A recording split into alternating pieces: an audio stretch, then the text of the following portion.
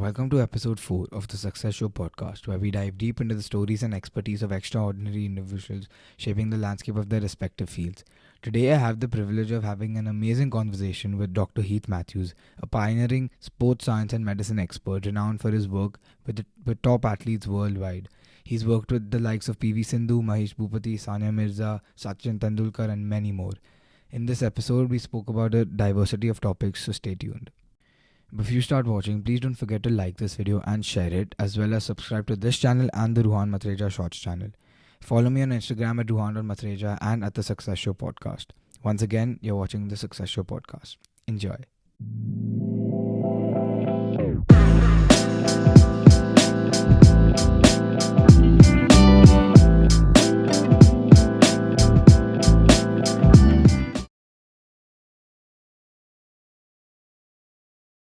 Hi, Mr. Mathews. Thank you so much for being on the show. Welcome. Thanks, Ruhaan, for having me. It's an absolute pleasure to have you after, back and forth, but finally it's here now. Thank you. Yeah, I've been running around, traveling a bit, but you managed to pin me down, so that's good. I'm glad. So, I'd like to start by asking you about how you got into physiotherapy and, what your journey was and what did you think, what did you see in physiotherapy that made you choose that you want to pursue this as a career?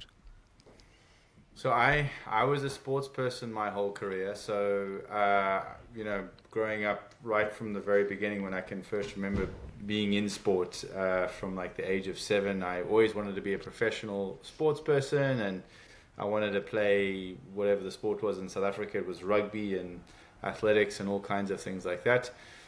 And then as my career went on, when I was 17, I had a knee surgery. I got an injury in rugby, so I had a knee surgery, and I did the rehabilitation program for that. And then I kind of thought to myself, this is quite a cool career. I quite like working with the physios.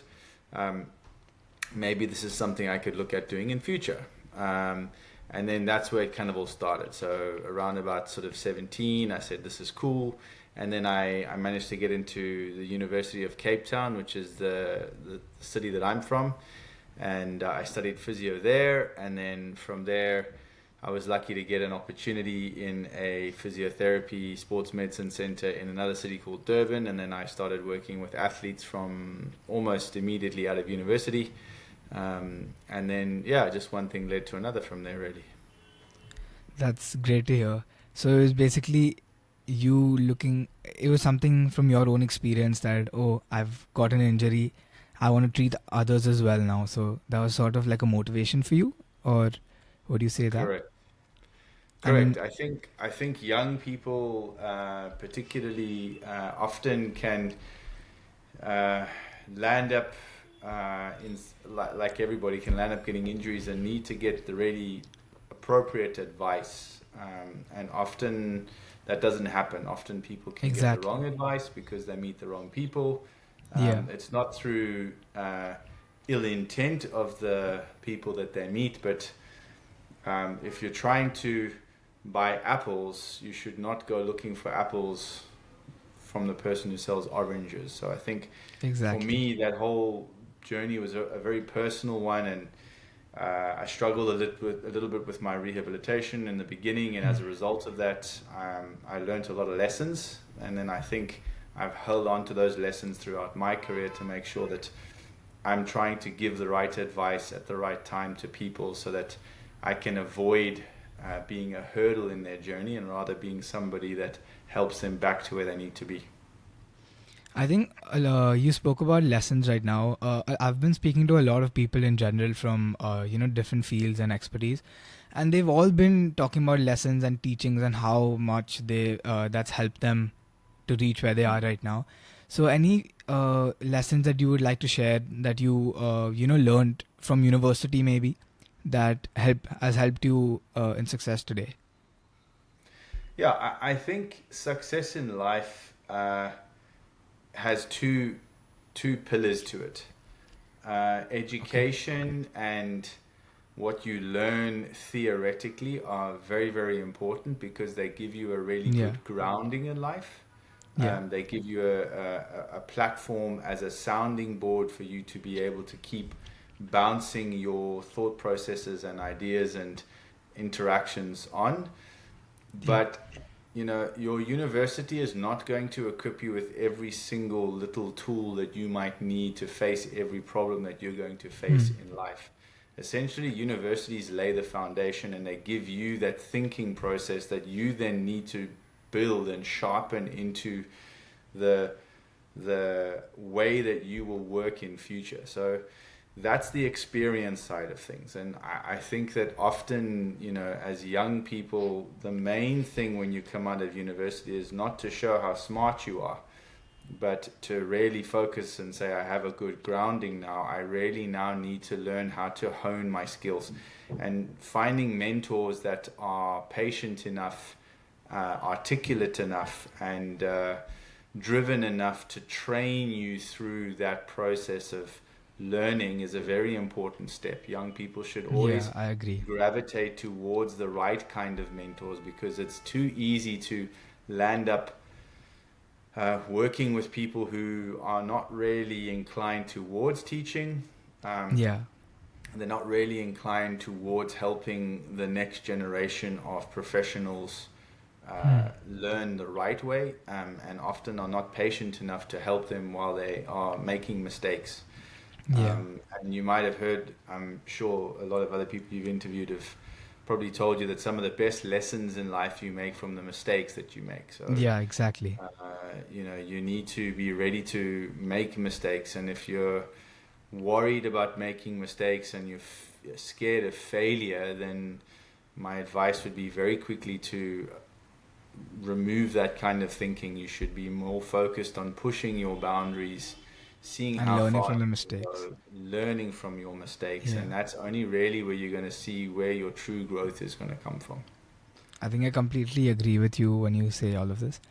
I'd also like to ask you, when it comes to the human body, which part of the human body is most prone to injuries? Have you seen any common cases overall? So, I mean, depending on what research you do and which inclination you are, normally you'll find that people will say that the back or the knee or the ankle or the shoulder are your most commonly injured areas. In my experience, the lower back is normally the most commonly injured area, followed by the knee, and then followed by the shoulder. Okay. So, I mean, similarly, which part of the body requires the most strengthening? So the body requires different kinds of strength. If you are a sprinter in the 100 meters, the kind of training that you do versus what a swimmer might do or a gymnast might do are different. A footballer, for instance, their training will be very different to the training of a 10-meter air rifle shooter. So when it comes to sport, the way you train is very dependent on the kind of sport you want to play. Predominantly across most sports, the most common area that is an issue is the lower back. And that's mostly because it's the joining area between the upper and the lower body. So that's where you've heard people talk about the core and the center of your body and this kind of speaking, right? Which means that your abdominal muscles, your lower back muscles, your pelvic floor, even your diaphragm, this whole area across this abdomen region really needs to be very strong and flexible and mobile all at the same time. So for me, that's probably the most important area to focus on. But it doesn't mean that just because you're strong there that you're going to be fit for your sport. There's a lot of other elements that come with it. So since you spoke about the back and the lower back, and I'd just like to ask you, basically I have a personal problem of, I don't have a very good posture. So for other people out there who don't have the best posture, do you have any tips or any ways that we could improve it at home? So in the digital age that we now live in, when I was your age, a mobile phone, a laptop, these kinds of things were non-existent really. We didn't even have them, right? So I think I got my first mobile phone when I was about 20 or 21. I think I was at university. So we had 20 years effectively of growing up with a very different way of engaging with our curriculum and our academics. Mm. Um, the modern era, your age group, you guys have grown up with mobile phones and iPads and even laptops and these kinds of things from very early.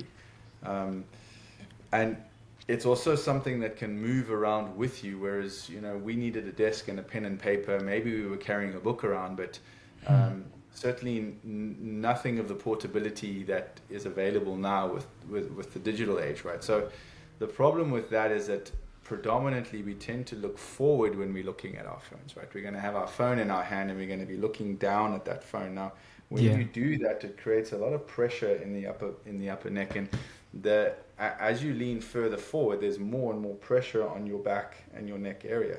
So people tend to then hunch down and round out their back a lot more. So it's really important to make sure that you keep a lot of extension and upright posture in your upper back, particularly. In your neck, you need to have good strength in your neck muscles and your upper, the sort of the posterior or the back of your shoulders. And that ties in with core. So the way that we work in our clinic is we have something called a movement pyramid. The base of that movement pyramid is joint mobility, muscle flexibility, stability, and balance. If you have these four elements in place, then you're able to perform 60%, 50-60% of all the most functional movement that you need, including the majority of the kinds of correct posture that you need to have.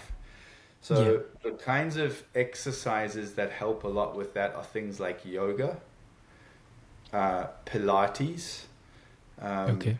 and body weight training. There's so many gurus out there these days that will give you ideas Mm. around animal flow and calisthenics and ways to use your body to really be strong and agile. So these are the kinds of areas that I would focus. If you're inclined towards gentle and kind of therapeutic holistic movement, you look at something like yoga. If you want something a little bit more equipment based, you could look at something like Pilates and reformers.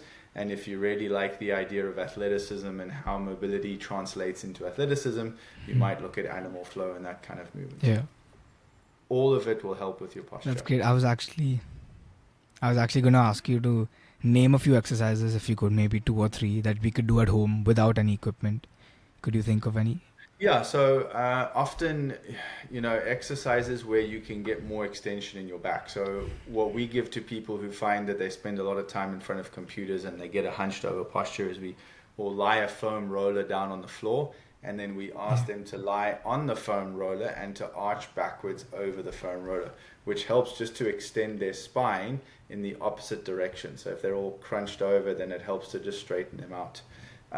There's an exercise called the world's greatest stretch. I really like that as just a general uniform exercise to do.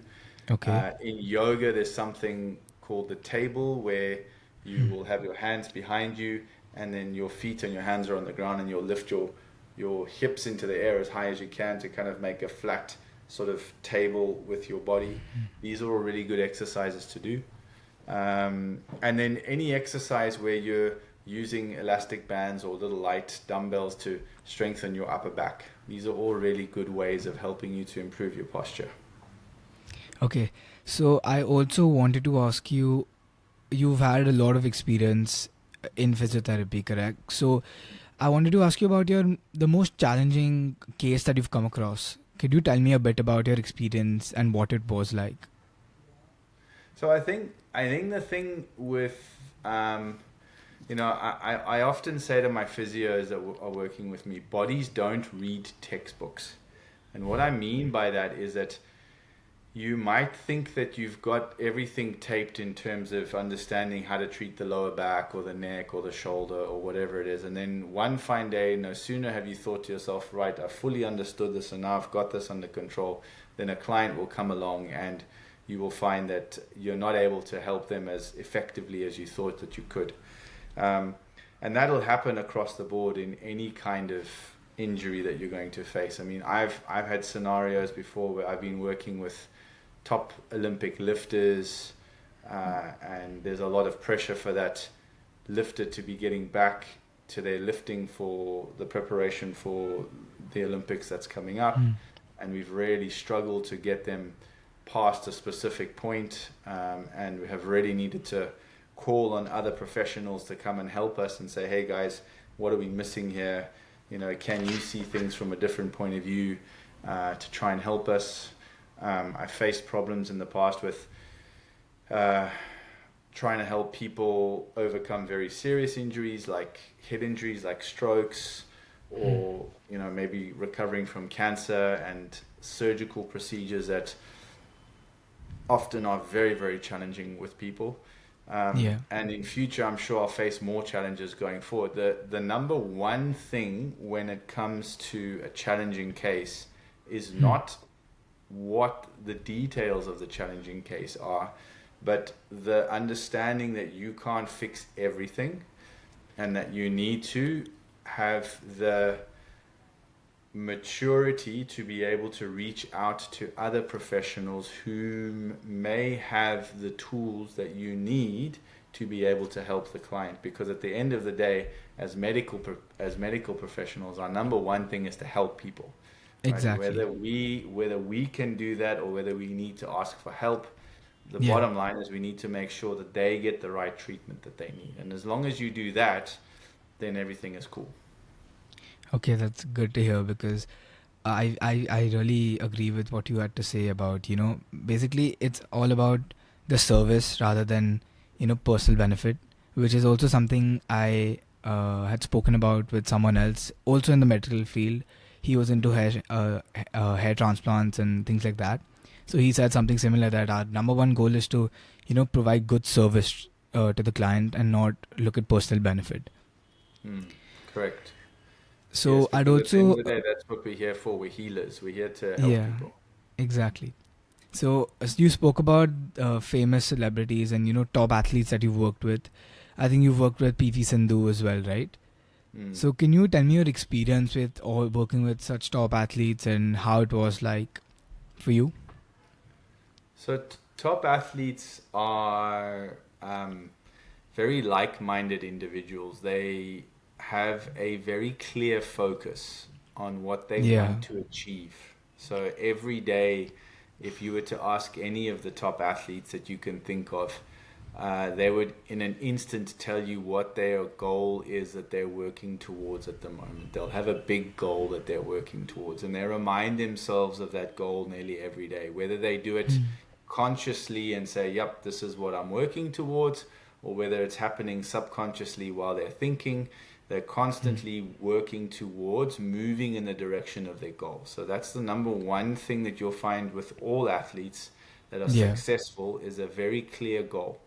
The next thing that they do is they break down that big goal that they have into much smaller goals that they can work on a, you know, a monthly basis or an annual basis or something like that. And they will then have even smaller goals that they might work on a weekly basis, and even smaller goals that they'll work on a daily basis. So it's really important that you have a set of goals that you're working towards every day, so that you know, today I'm going to be practicing my sport, or I'm going to be doing some fitness training that's associated to my sport, or I'm going to be eating in a specific way that's going to enhance my recovery or improve my energy systems around sports, right? So top athletes eat, breathe, and sleep their performance and their sport that they're working on. And I think that's something that a lot of youngsters need to be really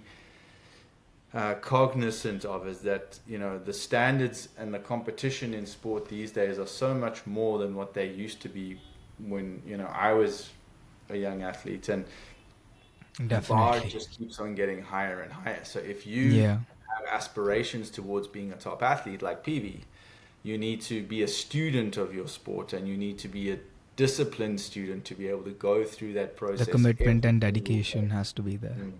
Yeah, otherwise, you know, you're not going to get there effectively. Yeah, I think I completely agree with you personally. Wanting to be an athlete, I mean, the discipline and dedication that's required is a lot. So, I Mm. mean, it must be 100 times more for them to reach where they are right now. Correct.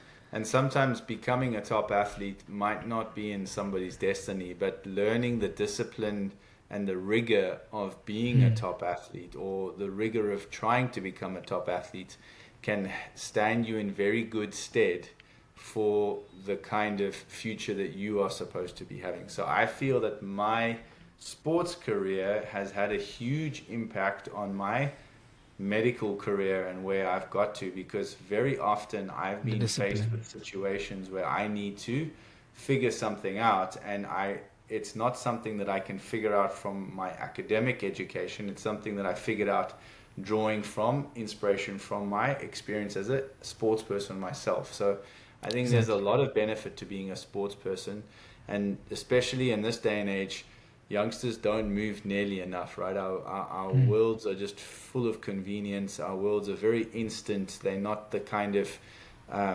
environments that, your parents and your grandparents grew up in. So sport just Yeah. helps to keep your body really strong and fit and healthy in this modern world that we live in. Yeah, I think that's something that a lot of people tell me is that our generation has a lot of technology, and so they're really glued to that.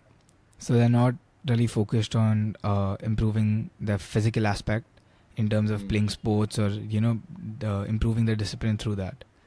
mm, I'd yeah. also like to touch upon the point of a lot of people have gone through stents or angioplasties. So, do you have any advice for them on how they can improve their heart health? Any So, exercises, any tips? look, I mean, heart health is quite vast. The first part of something to do with heart health is that if you have issues with your heart, it's very important to eat healthy, um, make sure that you're getting an appropriate amount of sleep, Yeah. and that you're monitoring your stress. So Hmm. these life habits are very important if you're going to look after your heart. Whether you have an existing condition or whether you don't, these are really good ways of looking after your heart. So those elements are as important as any exercise that you might do.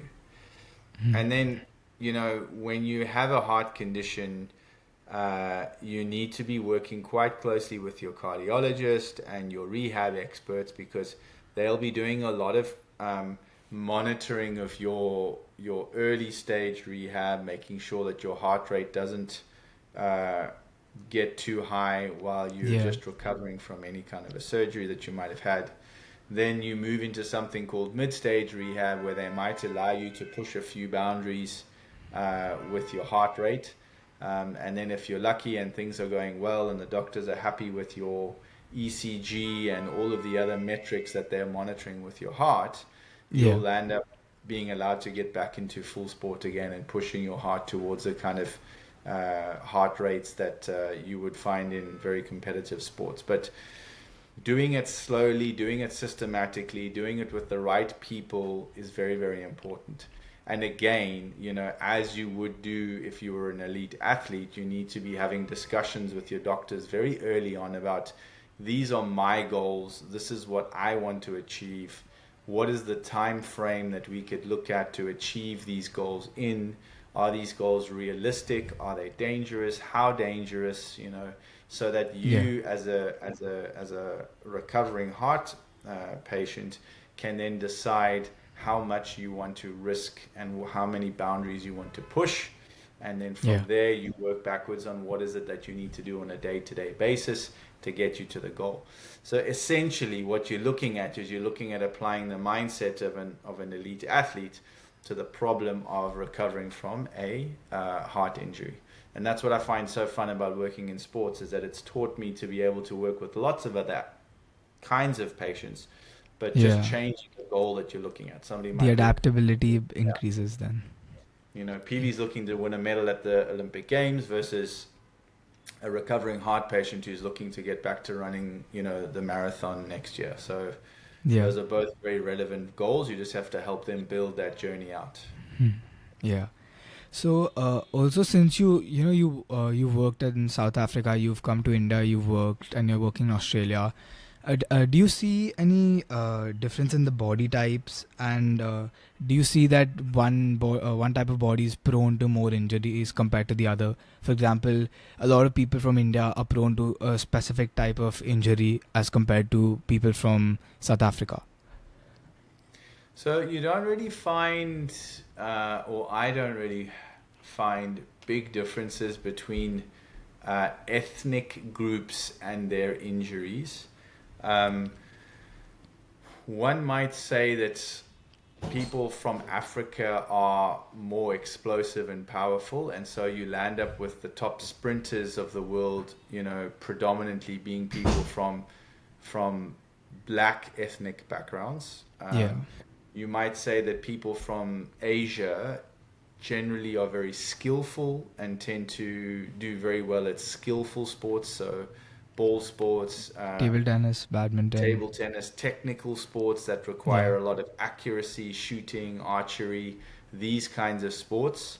Um, and then you might find that people in Australia tend to have a lot of diverse skill sets because their population group is so diverse. There's so many different ethnic backgrounds in a place like Australia. The Yeah. infrastructure and the sports science that exists in a country like Australia is very superior to many other countries. So they're able to map your journey a lot better, which allows a small country like Australia to be very competitive at the international level. So I wouldn't Yeah. necessarily say that injury is mapped ethnically. I would say injury is mapped um, uh, Based on the sport. yeah, biopsychosocially. So Yeah. basically, my biology, my kind of body buildup that I get from my genetics from my parents, that's one big aspect of it. Psychologically, what kind of individual am I, and what is my attitude towards risk, uh, aptitude, and how hard am I willing to push my body? And then socially, what have I been taught in my community by my family, by my coaches, by my peer group, by my teammates? That also has an impact on how hard and how responsible and how Yeah.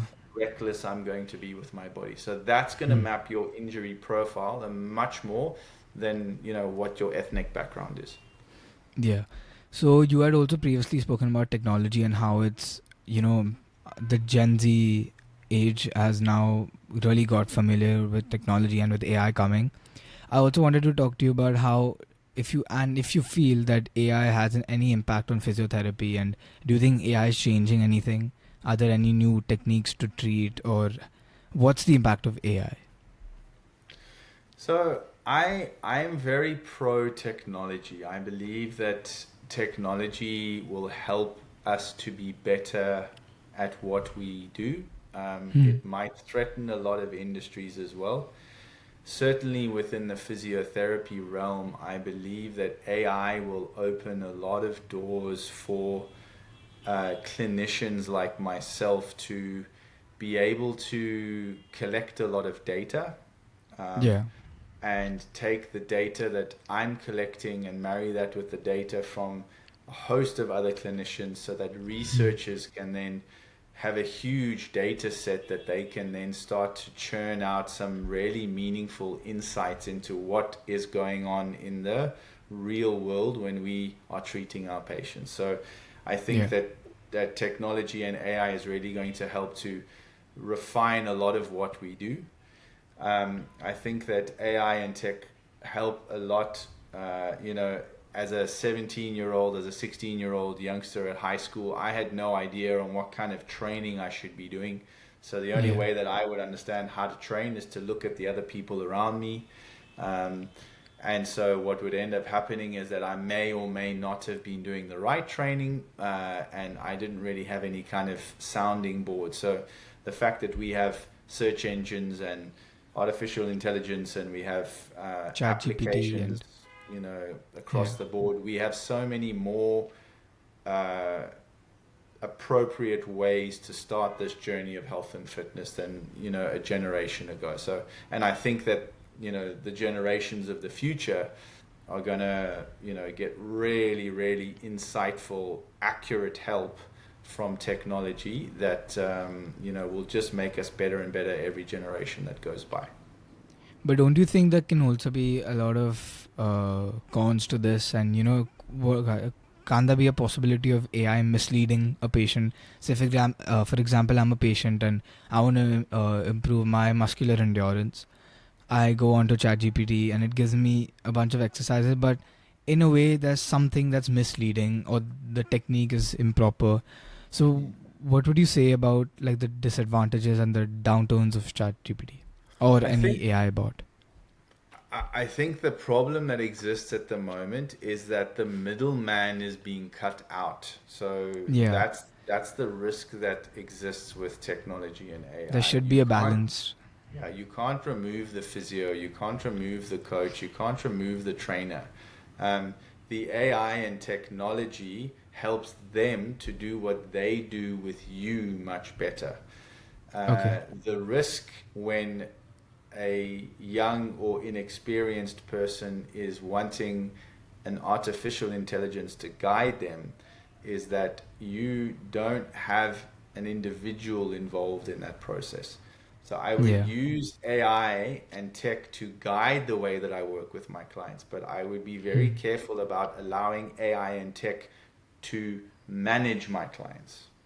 Yeah, I think that's completely right on what you're saying. There should be a balance between humans and technology because we can't let technology overpower because it can mislead and create a lot of problems. So, Correct. I'd also like to ask you about, a lot of misconceptions about physiotherapy or sports science. So, is there any misconceptions that you've heard of and that you would like to clear? So, I mean, a common one is that you can affect your height by doing certain exercises or Hmm. eating a certain kind of food. Predominantly, your height is something that is determined genetically, and Okay. the only thing that we can do is we can detrimentally affect our height by not eating appropriately and sufficiently or not sleeping enough. Hmm. Um, uh, so these kinds of things can make you have a less likely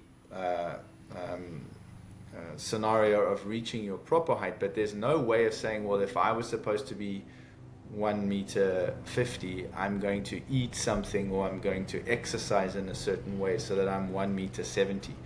Yeah. That idea is completely a misnomer. False. The Hmm. other thing is that if you do weight training when you are a teenager, that Yeah, I've is heard going that a to lot. affect your height negatively, which is again not true.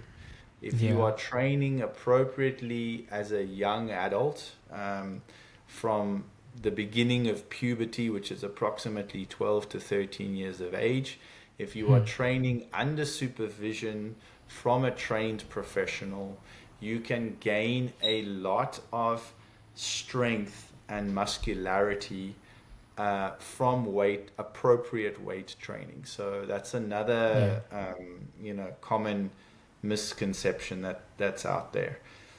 Hmm. Those are probably my two biggest pet Yeah, I think misunderstandings. I've heard both of them quite a lot, especially Mm. the one about, you shouldn't be lifting weights when you're younger.